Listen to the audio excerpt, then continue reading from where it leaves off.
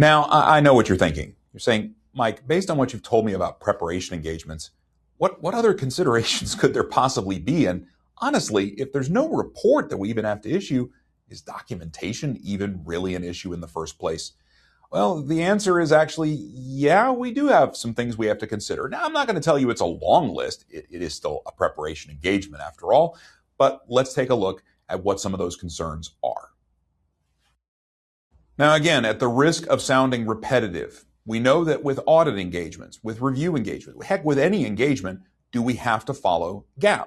No. So we could have financial statements that the client says, well, we'd like these prepared using a special purpose framework. And remember, that could be the tax basis of accounting, cash basis, modified cash basis, or collectively what are referred to as OCBOA, other comprehensive basis of accounting.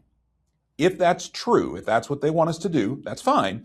But a description of that framework needs to either be on the face of the financial statements or in a note accompanying the financial statements. Bear in mind, with a preparation engagement, the client may not want us or need us to prepare footnotes, but we still got to get that information in front of the reader of the financials somewhere. And so on the face becomes our only option in that case. Now, what if, as the client is feeding us the information we need to help them prepare these financial statements, that information is either inaccurate and or incomplete? Well, first off, remember, we're not required, we're not auditing, we're not providing any kind of assurance, so inquiries or other performance steps are not required. Now, does that mean we can't ask? No, of course not. So if we want additional information, if we need revised information, we certainly can ask. Now, what about if there is a known departure where we look at what the client has given us, and as we prepare the financial statements, we say, no, that's not GAAP, or that's not following the framework? We have two basic choices. One is to disclose that the financial statements are materially misstated in the financials, or if we believe, like on any engagement, the client is trying to deliberately mislead, that's grounds for withdrawal. As I noted, could they ask us just to prepare the financial statements but omit substantially all the disclosures?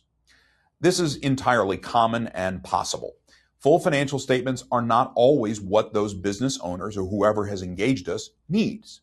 So can we do it? Yes, as long as we disclose that the omission is there and the reason was not to mislead. Remember, we always want to make sure that on any engagement, we are not associated with false, fraudulent, or deceptive information. Now, what about if limited disclosure? That's acceptable, but we would want to make sure that is clearly delineated in the financial report. So we would use something like selected information, substantially all disclosures required by the framework are not included. So we're more or less telling the reader, well, here's some additional stuff that may be useful. It's not a full set of footnotes. Don't treat it that way. Now, again, it would be easy to say, documentation.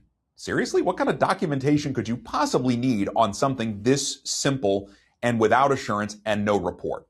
Well, to be fair, you're right. There's not a lot to document. But guess what one of the elements are? Engagement letter. We still have to document our understanding with the client. That's part of SARS in general. So documenting the understanding between both parties and an explanation of the client's responsibilities and the accountant's responsibilities. Second, what's the work product here? You're right, there's no report, but we did prepare a set of financial statements. So a copy of those financial statements should be part of our documentation. And it's entirely possible that's it, because the other item we would need to include would be only if we had significant findings or other issues, then it would be appropriate to include those in our documentation as well. What else? At this point, it becomes more of a judgment call or at the accountant's discretion. If we had any communication with management regarding issues of fraud or noncompliance, if we decided, and again, I have a hard time wrapping my head around when this could possibly happen, but if we felt there was justification to depart from relevant mandatory requirements along with the justification for such departure, and how an alternate procedure was appropriate to meet the requirements. So saying, it's not that we didn't do what we needed to do, but we didn't do it in the usual way. We decided there was an alternate method that allowed us to get what we needed in order to meet the spirit or the intent of that particular requirement. Again, many of these you may not see them. You may never see them in a preparation engagement because it would only kick in under particular circumstances. And believe it or not, that's just about it as it relates to preparation engagements. As I said, they are the most straightforward, they're the least involved, there's just not a lot to them. But we do have other types of SARS engagements we need to do a deep dive into. That'll be coming up.